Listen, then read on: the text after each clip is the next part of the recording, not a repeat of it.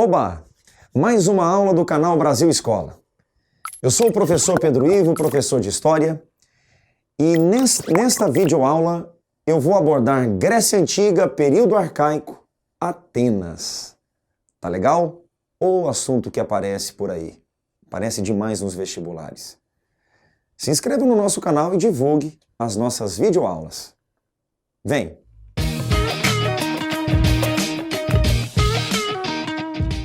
Atenas foi fundada pelos jônios. 4 tribos jônicas se uniram, constituindo Atenas. Observe no mapa. Atenas é uma cidade-estado litorânea. A localização de Atenas facilitou o envolvimento dos atenienses com o comércio marítimo. O comércio marítimo foi a principal atividade econômica ateniense. O nome Atenas é uma homenagem à deusa Atena, deusa da razão, deusa da sabedoria, a deusa protetora da cidade. Atenas teve diferentes experiências políticas. Foi uma monarquia, depois uma oligarquia, mais tarde uma tirania, para enfim falarmos na democracia. Diferentes momentos políticos. A sociedade ateniense, acompanhe, era formada pelos eupátridas, e aí faço uma pausa. Eupátridas eram os bem-nascidos, as famílias tradicionais, grandes proprietários rurais, elite ateniense, eupátridas. Temos ainda os demiurgos. Os demiurgos eram os comerciantes. Aproveito para dizer que muitos comerciantes se enriqueceram com o desenvolvimento do comércio marítimo ateniense. Temos ainda na estrutura social ateniense os georgóis, que eram os pequenos proprietários rurais, os tetas, que eram os marginalizados, os miseráveis, os metecos, que eram os estrangeiros residentes em Atenas. E faço uma consideração. Nessa discussão sobre estrangeiros, existiam os estrangeiros gregos e os estrangeiros não gregos. Normalmente os gregos chamavam os não gregos de bárbaros, uma expressão que posteriormente os romanos se apropriaram. Os metecos eram os estrangeiros residentes em Atenas. Na base da sociedade ateniense, os escravos, sendo que os escravos eram obtidos de duas formas, por guerra e por dívida. Escravos por guerra, prisioneiros de guerra e escravos por dívidas. Os segmentos mais atingidos pela escravização por dívida foram georgóis e tetas.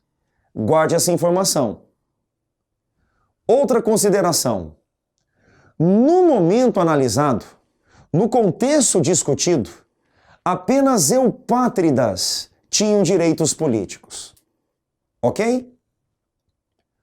Os interesses entre os segmentos sociais, eupátridas, demiurgos, georgóis e tetas, eram bem diferentes.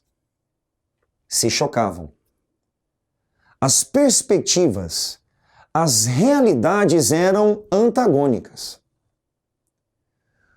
Dessa forma, durante décadas, ocorreram conflitos entre os principais grupos sociais atenienses.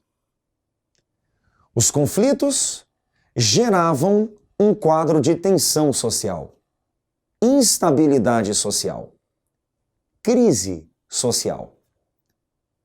Uma crise que começava a comprometer o desenvolvimento da cidade. Foi justamente aí, nesse cenário de crise social, de tensão social, que alguns legisladores receberam poderes especiais. Cito 2 nomes, Drácon e Solon, Drácon ascendeu ao poder no ano 621 a.C. De todas as decisões tomadas por Drácon, eu destaco uma: a codificação das leis, o registro das leis, a elaboração de um código, veja bem, escrito de leis. As leis atenienses antes de Drácon eram orais. Houve um registro com Drácon. O que buscavam impedir? Decisões arbitrárias dos eupátridas, excessos, abusos cometidos pelos eupátridas. No entanto, a essência da lei era a mesma. Não se modificou. A única diferença é que as leis deixaram de ser orais e passaram a ser escritas. Como a essência da lei não foi alterada, os poderes e os privilégios continuavam concentrados nos eupátridas. O resultado é que os conflitos sociais se arrastaram. Ascendeu Solon.